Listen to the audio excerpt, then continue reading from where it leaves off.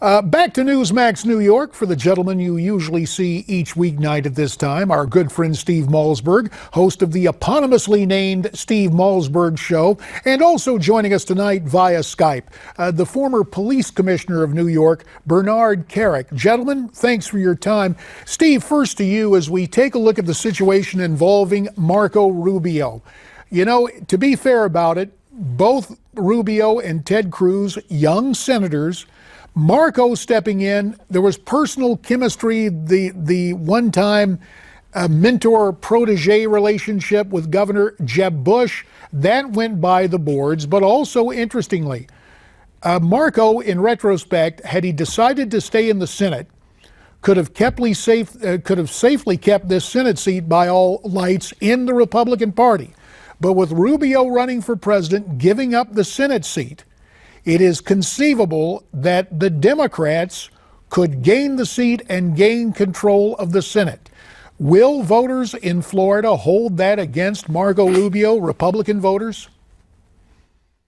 No, I don't think so. I think Florida is going to eventually go Trump or Republican, and I think I don't see I don't know who the candidates will be, but I'm sure they could put up a Republican who could win in November. Let me just say, thank God that envelope, which was obviously sent to be malicious, turned out to be laundry detergent. I don't know what time it got there, but I don't know how long it'll take for anybody to start blaming Donald Trump's rhetoric for somebody being motivated to send that to Rubio. I'm sure it'll be coming soon. But no, I don't think Republicans are in danger of losing the Senate. I think a lot depends on the candidates, and who they back. If they all run away from Trump, if he's the nominee, they will lose the Senate. If they back him and promise to do better than they've done, they'll win the Senate, keep the Senate. Bernie Kerik, Steve Malzberg mentioned that he thought that someone would try to assign culpability to Donald Trump, and that makes reference to what we saw over the past weekend, where all three of the other GOP candidates blamed Donald Trump for the spectacle in Chicago where the professional rent-a-mob came out and forced the cancellation of that event at the University of Illinois, Chicago. Bernie, you've written a column entitled The Implosion of America. You mentioned Donald Trump, but I'm interested in the broader idea. What do you mean by the implosion of America, Bernie? Well, I think Donald Trump is a good example of what's happened in America, in the fact that he's created this movement of Americans all across this country that's really sick and tired of a failed leadership in Washington, sick and tired of people that are in Washington that's supposed to be working for us that do not work for us. They can't get anything accomplished. They can't get anything done. And I'm talking about both sides of the aisle. But we're seeing it more and more and more. And I think it's finally come to a head with this election. And Donald Trump has put everybody on the line to put them out there and really brought this to light. And I think that's why he's got this crazy, enormous following. And it is said that Donald Trump says what people are thinking. And former presidential candidate Mike Huckabee put it this way. He did not hold the other three remaining Republicans culpable, just kind of said, well, what do you expect them to say? They're in the race against Trump. Now, for the Donald's part, when he was asked about what happened Friday night in Chicago, when he was asked about what happened Saturday in Ohio, here is what Mr. Trump had to say. I don't condone violence, and I didn't say I was going to pay for. So you're not going to? Fees. No, I didn't. I didn't say that. I haven't looked at it yet, and nobody's asked me to pay for fees. And somebody asked me a question, and I hadn't even seen it. So I never said I was going to pay for fees. No, you said you were looking into it, and I'm just saying, if you're open to that, wouldn't by paying those fees, wouldn't that be rewarding violence? Well, maybe so, and maybe that's why I wouldn't do it. I don't condone violence at all. And, I looked and I watched, and I'm going to make a decision, but I certainly don't condone violence. Well, I don't think I should be toning it down because, I've had the biggest rallies of anybody probably ever in terms of primaries, and there's not even a contest. And we have had very, very little difficulty. We closed down one in Chicago. Other than that, we've had very, very little difficulty.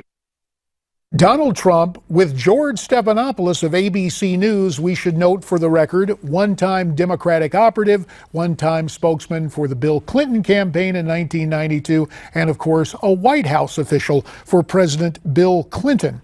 Let me return to something else, because as we're watching these votes come in from Florida, we need to keep the focus there. And I don't know if our excellent staff can recapture what we had from Marco Rubio earlier today in West Palm Beach, but you see the numbers there as we're closing in on almost 10% of the precincts reporting, 7%. You see Trump with almost a 2-to-1 lead over Marco Rubio. And the tone of what happens, because you never say never in politics. In fact, Richard Nixon in 1962 famously said he was offering his last press conference, and then 6 years later ended up winning the presidency in 1968. But the point I want to make, Steve Malzberg, is this. Marco Rubio is in a situation where he had this tremendous promise, and by all indications, it will be snatched away from him tonight. Some of what he said earlier today, almost Hamlet-like, in throwing out blame toward Donald Trump, though not by name. Let's listen again to Senator Rubio earlier today in West Palm Beach. My whole life I've been told being humble is a virtue. And now,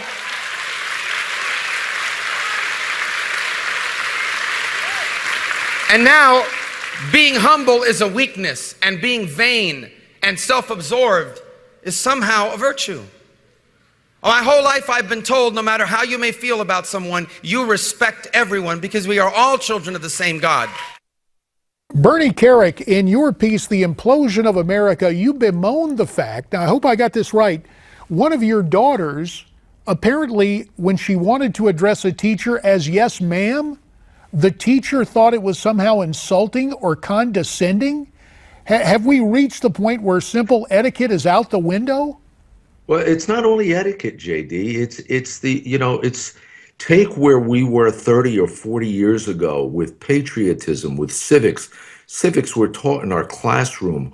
Our kids were taught, the good from the bad, good from evil, right from wrong, courtesies, proper courtesies. Today, look at the kids out there today in these protests. I won't even call them protests. In these riots, these paid for protests. Look at these kids today. They have grown up really differently, and that is an absolute true story. My daughter said yes, ma'am, to a teacher. The teacher actually thought she was mocking or saying something wrong. Every kid should be saying yes, ma'am, or no, ma'am, or yes, sir, or no, sir. We just don't teach that stuff today like we did 30 or 40 years ago. And we end up in a situation of, I guess it was moral relativism. Steve Malzberg, we heard Senator Rubio again this morning. And I don't know, to be charitable, we might say his tone was somewhat introspective and Hamlet-like, but does he run the risk in questioning others' behavior, in saying that the new standard is vanity as opposed to modesty? Does he run the risk tonight of being portrayed on the day after as a sore loser? Well, I liked Marco Rubio. I wish he had had a better chance. I liked several of the candidates.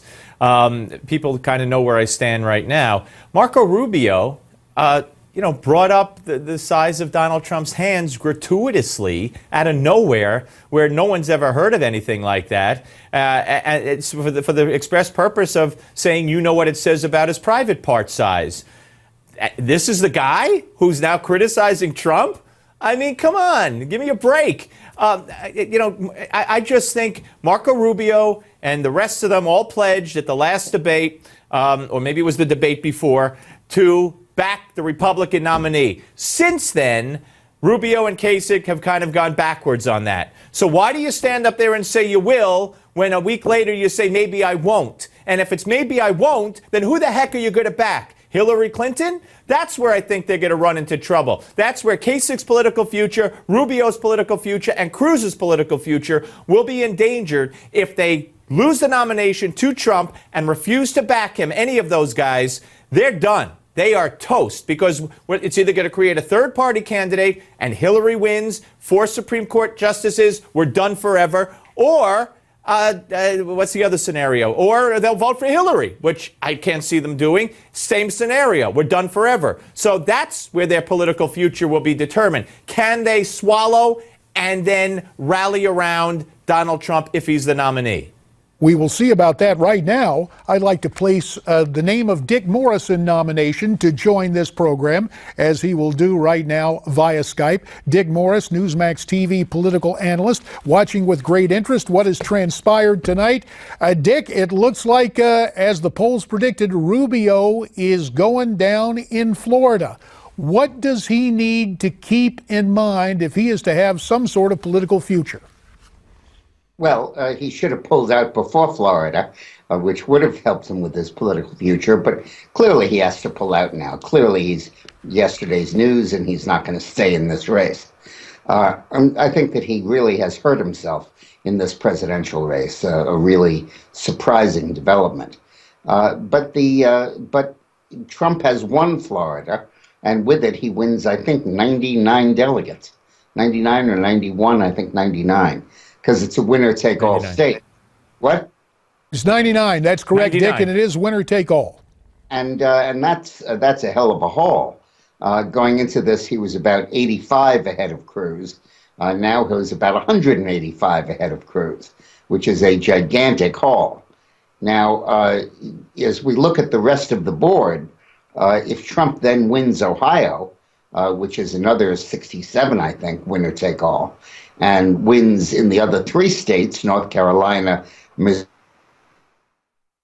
We seem to have some difficulty there with Dick Morris's Skype. We will try to reestablish contact in just a second. Let me turn to Bernie Kerik, and as we're waiting Dick to set up that construct again, Bernie, you were bemoaning in your article the fact that it seems that both parties are in hardened positions. You have been a public official, but you're not someone who has run for public office. For those who aspire to high office, what would be your advice on this particular evening in March of 2016? Don't play all this personal politics stuff. People want to see people in office today for what they can do for their constituents, what they can do for this country.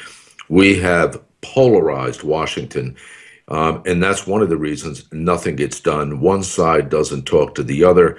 You can have 10 congressmen from the right, 10 from the left, all in the same room, telling you about an issue they all completely agree with, and they'll walk out of that room and won't do a damn thing about it because of personal political nonsense.